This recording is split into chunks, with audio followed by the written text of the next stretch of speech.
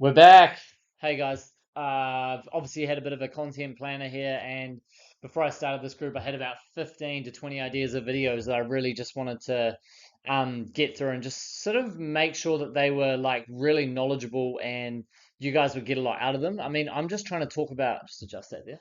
I'm just trying to talk about my own experiences and what I've seen, what I've experienced. I'm just one person. I just believe not many builders put their experiences out there, but that we're just heading into like a new generation, I suppose. So, yeah, so I just wanted to talk about in this one, subcontract versus full contract or commercial versus residential. I'm quite big on that topic. So this is kind of just tailored towards the guys. Obviously, if you're just starting out, you're a one-man band, or you've got a couple guys, or maybe you're looking at moving from commercial to residential. I just wanted to talk about like a few tips, a few things in here, especially what I've seen and what I've noticed in the residential space. So like pros and cons. So firstly, I think the biggest one is with the residential space, you're building your own business, you're building your own name, and everything's on you. When I took my first big contract in commercial, it was for a company I won't name. I'd love to, but I just don't want to get in trouble.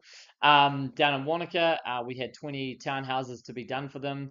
Obviously, you're working for a client, so yes, you can build a name, you can build a relationship, but I mean, I swear they saw I was just young, stupid, probably didn't really read the contract properly, and all in all, they got rid of me within 5 days' notice, and 5 days before I was about to hit like three really good payment milestones, and essentially sent me back like $110,000, which was horrible. But my biggest learning curve from that was yes, I had a client, so someone was paying my bill, but they weren't really my client because they were willing to like chop me out, bring in a cheap Filipino crew at 5 days' notice to finish the job because I'd priced the job a year out, got really good rates when no one was tendering, and then a year later, once we got into the job, they obviously had time to source better deals, and then they cut me out. But what I'd noticed like 6 months later is like doing my next big lot of work was hotel property maintenance and yeah, I was only charging out $60 an hour at that time, but it was my own thing. Like I had a physical client who owned 7 hotels, and all of a sudden I was just doing like little cladding repairs, window repairs, bathroom repairs, and then my first big job I got out of that was 10 full bathroom restrips in Queenstown, and then from that we went up to Auckland and did 80. So within like from 6 months losing 110 grand to doing small bathroom renovations, and then commuting up to Auckland. So we had a team in Queenstown, a team in Auckland, and we were doing, we did 100 bathroom renovations over the course of a year. That was awesome.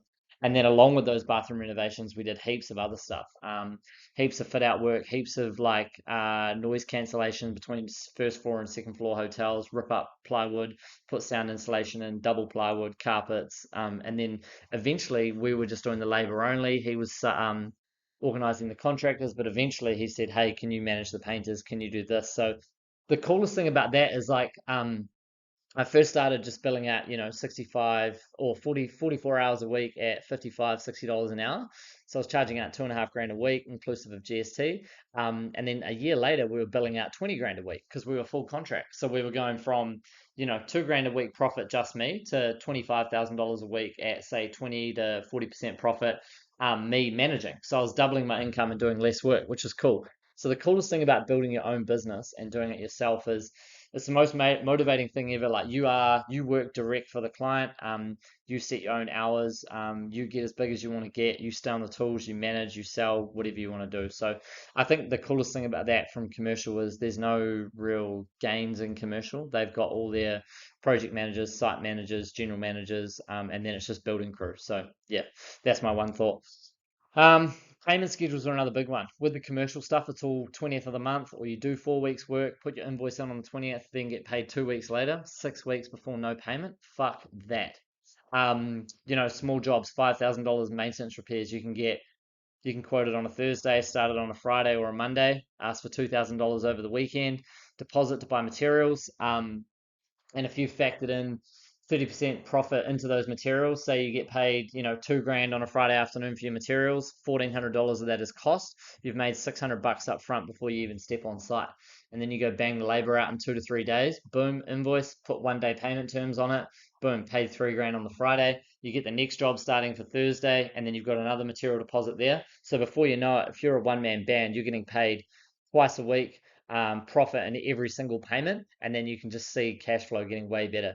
Versus commercial stuff, you're always, putting an invoice in, waiting for defects, waiting for someone to sign it off, 20th of the month, get paid, and you could be 10, 15, 20 grand in the hole. I spoke about that on another video as well. No super strict deadlines. Commercial's horrible with that, eh? They'll do anything to do liquidated damages, delays. If you don't get these windows in by this date, the jib installs on this date, and you're going to push the plaster or the painter back and all this stuff. That depends what you want to do. If you're really good at what you do and you're fast and you're efficient, by all means, go do the commercial stuff. I just personally think with the residential work, hey Sharon, I'm just going to be a little bit late today. I've got a dentist appointment at 8. I'll be on site by 9:30. Sweet, all good, no worries. I'll be at work anyway. Keys left here. Cool, no dramas, easy. As long as you communicate with those clients in a really good manner, that's something I'm going to be doing a video on communication. But let the clients know where you're going to be. Most of them are super chilled, unless they're doing their own home reno and they've got subbies as well. Most of the time they're not. They're working. They're just happy that you're turning up. Honestly, it's so hard to get tradespeople nowadays. If you just text, call, communicate, boom, you're in a winner. You're in charge. You set your own times to work. You organize your own job. Nothing's worse than turning up to like a multi-unit site. Everything's a fucking mess. Say you got frames turning up. The drainage guys just finishing. There's backfill being done. There's fucking pipes and shit left everywhere. Stuff that I think that's horrible. The thing with the residential stuff is, yeah, you set your own hours. You want to start at 7, finish at 2. Happy days. You need a late start on a Friday. Rugby training went late on a Thursday. Boom, start at 10, finish at 5. Beat the traffic, work through the traffic, work out, leave after. However you want to do it. I personally think the residential stuff, there's a lot more benefits to it. The negatives of that is probably emotions. So like internal renovations are tough, man. Like you're in their house, they're gonna watch every little defect. You might mark the floorboards, you might mark a brand new painted wall, you might scratch a couch. You got to be really careful of that stuff. But all in all, I think the residential stuff is definitely where there's a lot of money to be made, and not a lot of guys want to go and do it as well because of these issues. But if you're careful, you're considerate, you're kind, and you're nice, and you're good in people's homes, you can do really well there. Full contract as well. You decide when you want to pay everyone. So say you're doing a full bathroom contract, it's 35 grand. The building labor's 8,000, the materials are 8,000, the plumbers 4,000, the sparkies 2,000, plaster paint, Tyler. Obviously, it's more responsibilities and it's more organizing, but you can take $10,000 up front, prepay everyone how you want, whether you do 50% up front or progress claims or pay them on the job finishing. You decide how you want to pay everyone versus commercial stuff. 20th of the month, there's no bite, there's no delays, there's no, hey man, I'm a little bit tight this month. Can you ring the office and see if they can pay me early?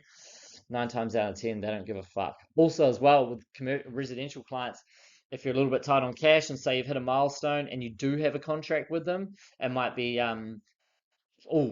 paint second coat done. You might get to plaster and you're maybe running a little bit tight on cash, or you could say to the owner, hey, painter's asking for 100% up front. He's a little bit tight. Job's going well. He's booked on this date. Do you mind pushing that next claim forward? They can log in at night and do that and pay you. So if you have a good relationship with your clients, you can pretty much get money at the drop of a hat for your next claim if you need it. Um, Working directly for your client, this is probably the most important thing as well, is getting referrals. Like commercial stuff, yes, you can get referrals, you can get repeat work. They could have 5 years worth of work, which is awesome, good for your pipeline. But yeah, just don't be afraid to ask for the referral. Once you've done a really good job, you're there on the last day, watching the painter, doing the final clean out, taking the tape skirtings off for the painter. You can, there's nothing better than doing a good job. You see them being like, oh my God, we're stoked. You got this done in 4 weeks. You turned up every day. You're awesome. It's good to build a relationship with them as well. You take some nice photos. Commercial, I find there's no sort of attachment or there's no fulfillment in it. It's kind of just a business transaction. It's simply just service for money. Whereas these guys, man, like every second article in the news is builder goes bust, homeowners don't get their money back, builders, never turns up, took a deposit, fucked off. It's like, if you can communicate, send a well-detailed quote, turn up on time, do the job, turn up every day, your boys are nice, you can have a coffee with the client, you finish the job, all your subbies are nice, boom, you're going to get paid, you're going to get a referral, and people are going to say good things about you. So there's a quick little pros and cons of subcontract versus full contract. Send me a message, drop a note down below if anything didn't make sense, if you want to know any further information. I will be doing another video on just like a basic Word contract. This is not legal advice whatsoever, but just little $10,000 jobs, how to put together a basic PDF document. Yeah, let me know what you guys want to see. Hopefully, you're enjoying the content and getting more value out of it. Thank you very much. Cheers.